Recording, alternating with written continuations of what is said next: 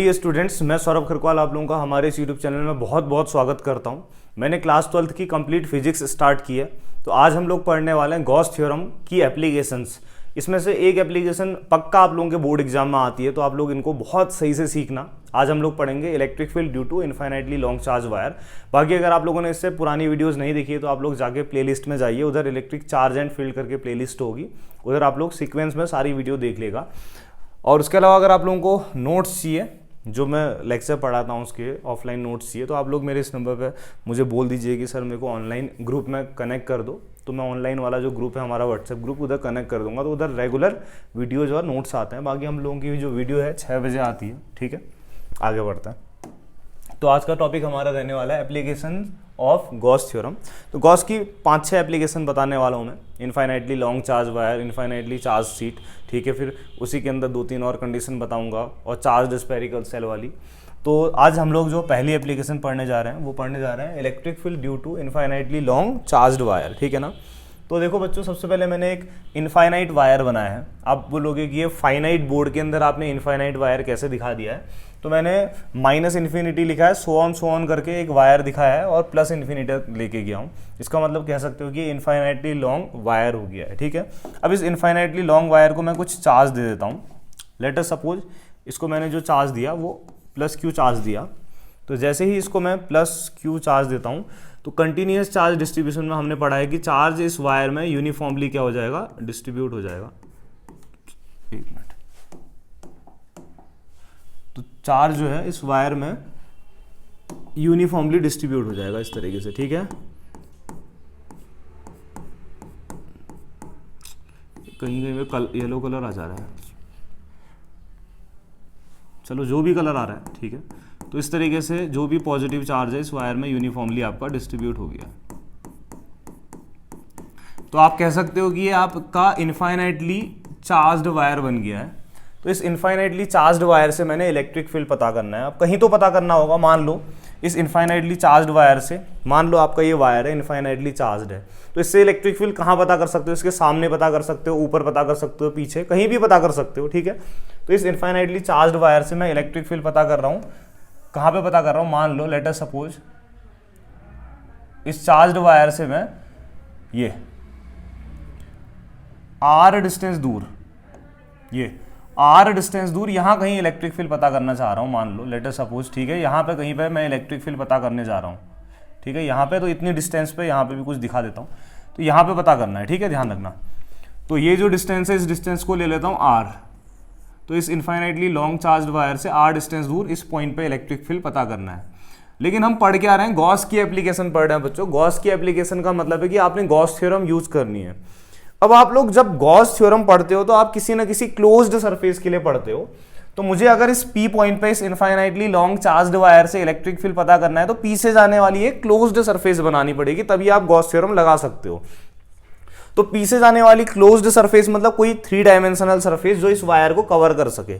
तो मुझे बताओ कि इस वायर को कवर कौन कर पाएगा? आप बोलोगे तो करने के लिए तो कोई सी भी सरफेस कर पाएगी, लेकिन अच्छे से कवर कौन कर पाएगा यूनिफॉर्मली? तो आप बोलोगे सिलेंडर इस वायर को अच्छे से कवर कर सकता है। तो मैं इस पी पॉइंट से जाने वाला एक इमेजिनरी गॉसियन सरफेस बनाऊंगा। गॉसियन सरफेस का मतलब है कि एक इमेजिनरी सरफेस, ठीक है, क्लोज्ड सरफेस, जो हमारा गॉस थ्योरम को अप्लाई करने में हेल्प कर सके। ठीक है, तो मैं इस पी पॉइंट से जाने वाली एक इमेजिनरी क्लोज्ड सरफेस दिखा देता हूं, जिसको हम बोलेंगे गॉसियन सरफेस। ठीक है, तो पी से जाने वाली अब ये क्लोज्ड सरफेस कैसी भी बना सकते हो। मैं अभी जो बनाने जा रहा हूं बच्चों, वो सिलेंडर बनाने जा रहा हूं। ठीक है, तो पी से जाने वाली एक इमेजिनरी क्लोज्ड सरफेस मैं दिखा दे रहा हूं, एक सिलेंडर बना लेता हूं मैं। ठीक है, इमेजिनरी सरफेस है इसलिए इसको डॉटेड से दिखा रहा हूं, ताकि आपको पता चल पाए कि हाँ भैया हम लोग एक इमेजिनरी सरफेस दिखा रहे हैं।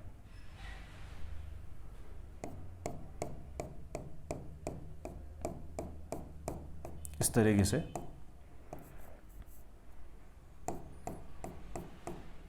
ठीक है, ये तो ये वाला हिस्सा मिला लेते हैं इसका, ये ऐसे करके। ये आज एक कलर में थोड़ा दिक्कत आ रही है, ये ठीक है, और यहाँ पे भी ये हिस्सा ऐसे मिला लेते हैं। ठीक, ये एक इमेजिनरी सरफेस है बच्चों, ध्यान रखना। चलो पूरी लाइन बना लेते हैं, सॉलिड लाइन ही बना लेते हैं। ठीक है, ये जो लाइन है इसको सॉलिड ही बना लेते हैं, लेकिन ध्यान रखना कि ये इमेजिनरी सरफेस है, हाँ, क्योंकि हम तो अलग कलर से दिखा रहे हैं, वाइट कलर से मैं दिखा रहा हूँ तो चल जाएगा मेरा। आप लोग चाहो तो आप इसको डॉटेड बना लेना, ठीक है। वैसे मैं जब नोट्स दूंगा तो आप लोगों को दिया रहेगा फिगर। तो मैंने एक इस पी पॉइंट से जाने वाली इमेजिनरी सरफेस दिखा दी है, तो इसी को बोलते हैं बच्चों गॉसियन सरफेस। क्या बोलते हैं इसको? Gaussian surface. लिख भी देता हूँ, ये इमेजिनरी सरफेस है, ठीक है। अपने दिमाग में बनाई है हमने, इसमें गॉस थ्योरम लगा सकते हैं, इसलिए इसको गॉसियन सरफेस कहते हैं, ठीक है।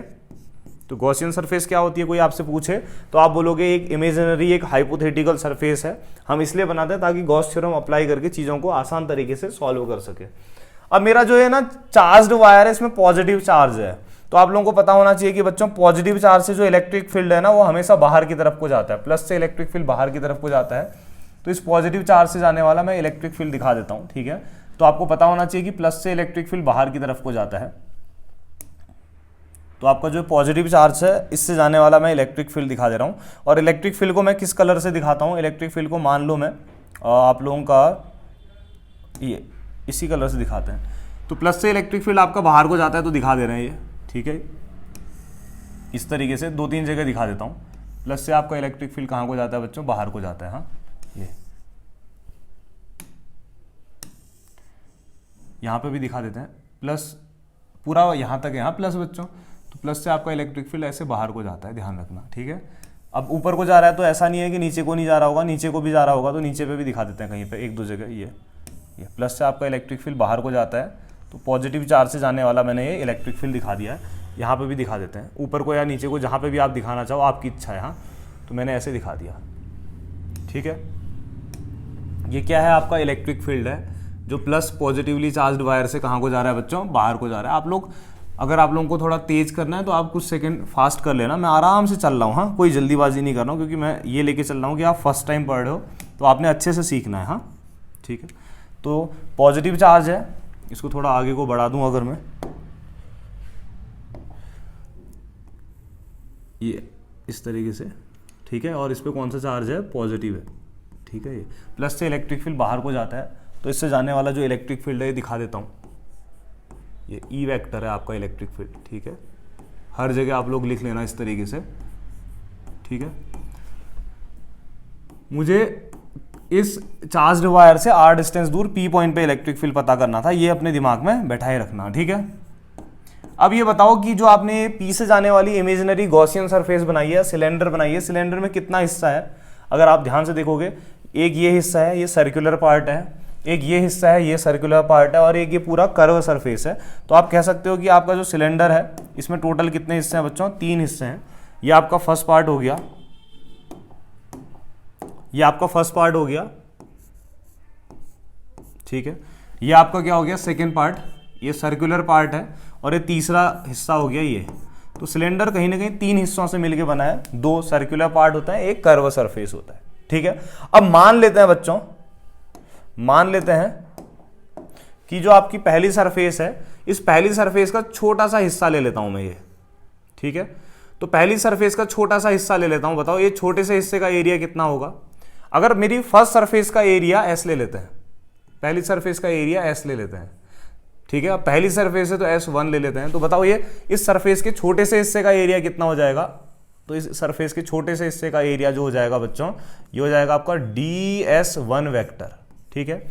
ऐसी जो आपकी दूसरी सरफेस है, इस दूसरी सरफेस का एरिया आपका S2 ले लेते हैं। तो इसका अगर मैं छोटा सा हिस्सा ले लूँ ये, तो ये छोटे से हिस्से का जो एरिया वेक्टर है वो कितना हो जाएगा? एरिया वेक्टर हमेशा सरफेस से परपेंडिकुलर बाहर को जाता है, ध्यान रखना। तो ये छोटे से हिस्से का जो एरिया वेक्टर है ये हो जाएगा आपका DS2 वेक्टर। ऐसे ही ये जो कर्व सरफेस है इसका एरिया S3 ले लेते हैं सिलेंडर की, ठीक है। तो इसका अगर मैं छोटा सा हिस्सा ले लूँ यहाँ पे, तो ये छोटे से हिस्से का एरिया कितना हो जाएगा बताओ? कर्व सरफेस का एरिया S3 है, तो छोटे से हिस्से का एरिया हो जाएगा बच्चों DS3 हो जाएगा। क्या हो जाएगा? ये तो छोटे से हिस्से का एरिया हो जाएगा आपका DS3 वेक्टर। एरिया हमेशा सरफेस से परपेंडिकुलर बाहर की तरफ को जाता है, ये ध्यान रखना, ठीक है। तो इस सिलेंडर में तीनों हिस्सों के छोटे छोटे एरिया वेक्टर मैंने आपको दिखा दिए हैं, ठीक। यहाँ तक किसी को कोई दिक्कत, कोई परेशानी, अगर कोई समस्या हो रही है तो आप मुझे बता सकते हो, ठीक है। अब मैं आपसे पूछूं कि अगर इस पूरे सिलेंडर से जाने वाला टोटल फ्लक्स कितना होगा, तो बताओ। मैं यहां पे लिख लेता हूं टोटल फ्लक्स थ्रू सिलेंडर, कि आपके सिलेंडर से जाने वाला टोटल फ्लक्स कितना होगा। तो ध्यान से सुनना बच्चों, आपके सिलेंडर के बाद 3 हिस्से हैं, फर्स्ट, सेकेंड एंड थर्ड। तो टोटल फ्लक्स कैसे निकलेगा, सीधी सी बात है, पहले हिस्से का फ्लक्स प्लस दूसरे हिस्से का फ्लक्स प्लस तीसरे हिस्से का फ्लक्स। तो तीनों सरफेसेस के फ्लक्स को ऐड कर दोगे तो सिलेंडर से जाने वाला टोटल फ्लक्स पता चल जाएगा। अब आपको यह भी पता होना चाहिए कि जो हमारा इलेक्ट्रिक फ्लक्स है इसको इंटीग्रल फॉर्म पे कैसे लिखते हैं। फाई इक्वल टू, अगर आपको याद है तो इंटीग्रेशन ऑफ कितना होता है, ई वेक्टर डॉट कितना होता है, डी एस वेक्टर, ठीक है। किसी भी सरफेस से जाने वाला फ्लक्स इंटीग्रल फॉर्म पे ई vector dot D S vector होता है। तो इसको अप्लाई कर देता हूं, तो देखो यहां से फाई इक्वल टू कितना आ जाएगा, फाई वन की जगह कितना आ जाएगा, इंटीग्रेशन ऑफ, अब आपको इलेक्ट्रिक फील्ड तो यूनिफॉर्म है ना, सब जगह बराबर है, तो ये तो ई वेक्टर आएगा। फाई वन मतलब क्या है, पहली सरफेस से जाने वाला फ्लक्स, तो पहली सरफेस का area vector D S one लिखा है, तो डी एस के बदले कितना आ जाएगा, ई vector dot D S one vector. तो बताओ ऐसे दूसरी सरफेस के लिए कितना हो जाएगा, फाई इक्वल टू ये हो जाएगा ई वेक्टर डॉट कितना हो जाएगा, D S two vector. Third surface के लिए कितना हो जाएगा, ये phi equal to integration of E vector dot D S three vector, ठीक है। अब आपको पता होना चाहिए कि ए डॉट भी ए बी कॉस थीटा होता है, तो यहां से आ जाएगा phi equal to integration of E dot D S one, open कर रहा हूं तो ए डॉट भी ए बी कॉस थीटा होता है, तो ई डॉट डी एस वन कितना हो जाएगा, ई डी एस वन कॉस। अब देखो ई और डी एस वन के बीच का एंगल देखते हैं, ध्यान से देखना बच्चों, ई ऊपर को जा रहा है, डी एस वन यहां को जा रहा है, तो इनके बीच का एंगल कितना बन रहा है, 90 डिग्री, साफ दिखाई दे रहा है। ई ऊपर को जा रहा है, डी एस वन इधर को, तो ये E D S one cos कितना आ जाएगा, 90 डिग्री आ जाएगा, plus E D S two में देखोगे तो ध्यान से देखो, ई ऊपर को जा रहा है, डी एस टू इधर को जा रहा है, ई ऊपर को डी एस टू इधर को, तो यहां पे आ जाएगा E dot D S two में E D S two cos कितना आएगा, 90 डिग्री, ठीक है, प्लस तीसरा E dot D S three में देखो, ई भी ऊपर को जा रहा है, डी एस थ्री भी ऊपर को जा रहा है, तो ये आ जाएगा ई डी एस थ्री, दोनों सेम डायरेक्शन में जा रहे हैं बच्चों। अगर दो वेक्टर सेम डायरेक्शन में जाते हैं तो थीटा कितना होता है, 0 डिग्री, तो कॉस यहां पे आ जाएगा कॉस 0 डिग्री आ जाएगा, ठीक है। अब आपको वैल्यू पता होनी चाहिए, देख कॉस 90 की वैल्यू होती है कितनी बच्चों, कॉस 90 की वैल्यू होती है 0, कॉस 90 की वैल्यू होती है 0, और कॉस 0 की वैल्यू कितनी होती है 1। तो आप खुद देखो, 0 से मल्टीप्लाई करोगे ये पूरा टर्म 0 हो जाएगा, 0 से मल्टीप्लाई करोगे ये पूरा 0 हो जाएगा, 1 से मल्टीप्लाई करोगे ई डी एस थ्री बचेगा। तो कहीं ना कहीं मेरे पास अब कैसी चीज आ रही है, ध्यान से देखना, इसको मिटा रहा हूं, हाँ ठीक है, सारी चीजें मैं यहीं पे साइड में बता दे रहा हूं। अगर आप लोगों को समझ में ना आए ना, आप लोग मुझे सीधे बोल दिया करो कमेंट में कि मेरे को यहाँ पे समझ में नहीं आ रहा है, मुझे बता दो, मैं रिपीट करके बता दूंगा, ठीक है। तो अब क्या होगा, देख 0 से मल्टीप्लाई करोगे ये पूरा टर्म 0 आ जाएगा, तो फाई इक्वल टू कितना आ जाएगा 0, प्लस 0 से मल्टीप्लाई करोगे ये पूरा टर्म 0 आ जाएगा, प्लस 1 से मल्टीप्लाई करोगे तो ये आ जाएगा ई और डी एस थ्री। अब ये ई यूनिफॉर्म है ना, तो ई बाहर आ सकता है, कांस्टेंट है आपका इलेक्ट्रिक फील्ड, तो फाई इक्वल टू कितना आ जाएगा, ये दोनों तो 0 हट जाएंगे, E integration of D S three.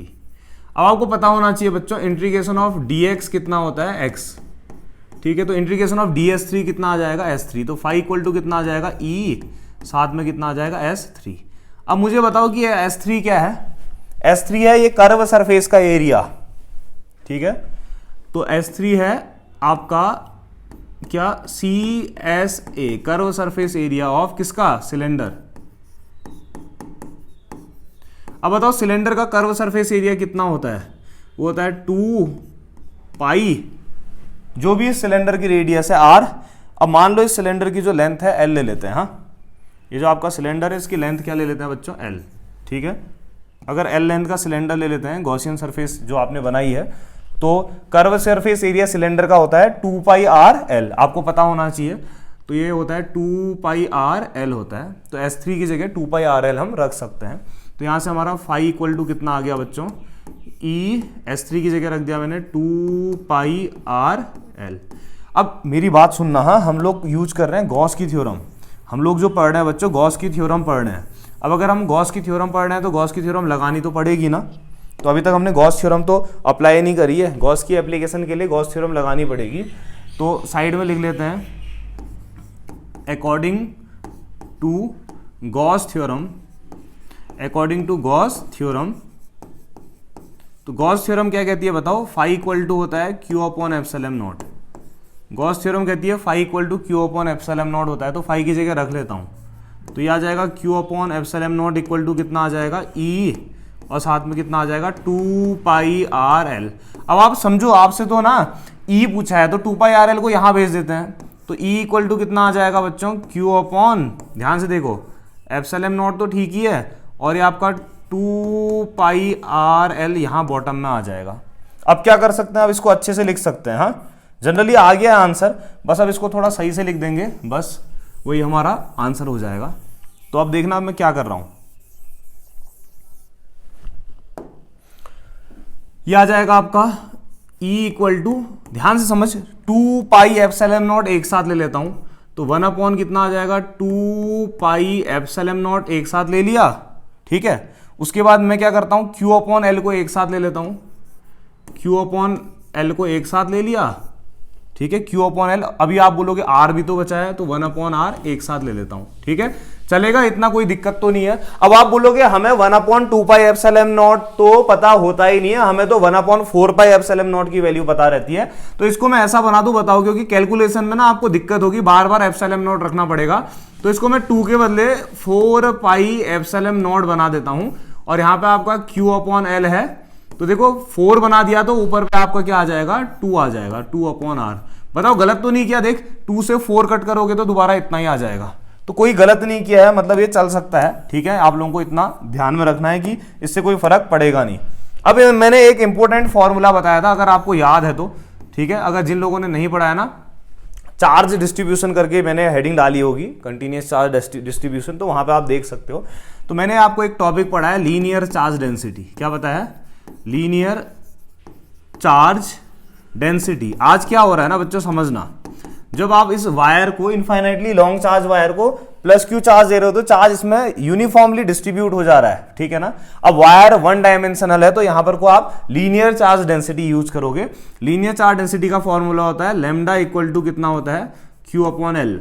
Linear charge density lambda से दिखाते हैं, charge per unit length is called linear charge density. तो आप इस क्यू अपॉन एल की जगह लेमडा रख सकते हो, तो रख दो बस। ई इक्वल टू कितना आ गया 1 upon 4 pi epsilon not, Q upon L की जगह कितना रख दिया मैंने लेमडा, और साथ में 2 अपॉन आर तो है ही है। बस इसको अच्छे से लिख देते हैं, यही अपना आंसर आ जाएगा।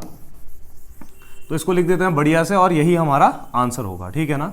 तो कहीं ना कहीं इनफाइनाइटली लॉन्ग चार्ज वायर से जो आपका इलेक्ट्रिक फील्ड आया, ई आया कितना 1 अपॉन 4 पाई एप्सिलॉन नॉट, और साथ में 2 और लेमडा को एक साथ ले लेते तो 2 लेमडा अपॉन कितना आ गया, आर आ गया। तो यही आपका फाइनल एक्सप्रेशन है।